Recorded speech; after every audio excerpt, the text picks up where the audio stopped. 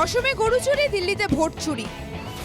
অসমে গরু চুরির কথা শুনেছি, এবার দেশে বের হয়েছে ভোট চোর। বিজেপিকে কার্যত চোরের দল বলে আখ্যায়িত করলেন এপিসিসি সভাপতি গৌরব গগৈ। রবিবার গুয়াহাটিতে এক দলীয় অনুষ্ঠানের পর গৌরব বললেন, অসমে যাতে ভোট চুরি না হয় সেই জন্য পদক্ষেপ নিতে হবে নবপ্রজন্মকে। ভোটার তালিকায় জাল নাম যাতে অন্তর্ভুক্ত না হয় সেদিকে আমরা নজর দেব। অসমৰ ভিতৰতো গৰু চোৰ শুনিছোৱে, এতিয়া ভাৰতবৰ্ষৰ ভিতৰত বুট চোৰ ওলাইছে আৰু অসমৰ ভিতৰত যে বুট চোৰসকল যে সোমাব নোৱাৰে তাৰ বাবে নৱপ্ৰজন্মই এটা গুৰুত্বপূৰ্ণ ভূমিকা ল'ব লাগিব। কোনোৱে যে ভুৱা নাম ভোটৰ তালিকাত নোসোমায় ইয়াৰ ওপৰত আমি বিশেষভাৱে গুৰুত্ব দিম। এই ক্ষেত্ৰত বিভিন্ন দলৰ লগত সংগঠনৰ লগতো আমি আলোচনা এই সম্পৰ্কত কৰিম। এদিকে আসন পুনর্বিন্যাস নিয়েও বিজেপিকে নিশানা গৌরব গগৈয়ের।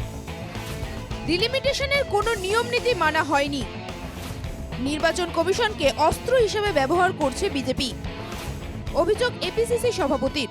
আজি যিদৰে কেন্দ্ৰীয় নিৰ্বাচন আয়োগ যোগেদি নিজৰ ইচ্ছা মতে সমষ্টি পুনৰ্নিৰ্ধাৰণ কৰিলে, গোটেই ডিলিমিটেশ্যনৰ গোটেই আইন উলংঘ কৰি ডিলিমিটেশ্যনৰ যিমানবোৰ কি কয় প্ৰিন্সিপাল আছিলে, ফৰ্মুলা ৰুলছবোৰ আছিলে, নীতি নিয়মবোৰ আছিলে, গোটেইখিনি উলংঘন কৰিলে।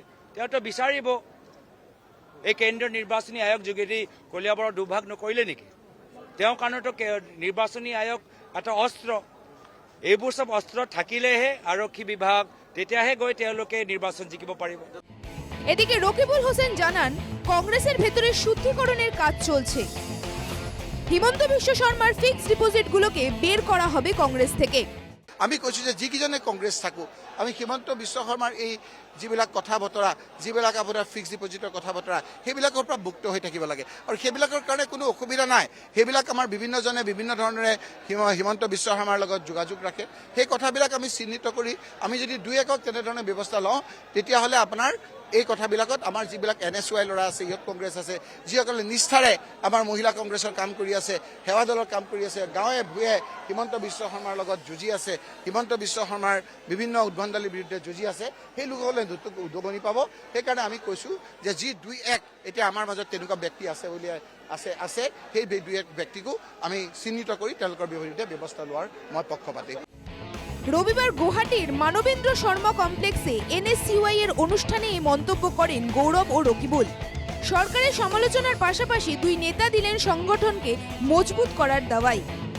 Bureau report, NKTV Bangla.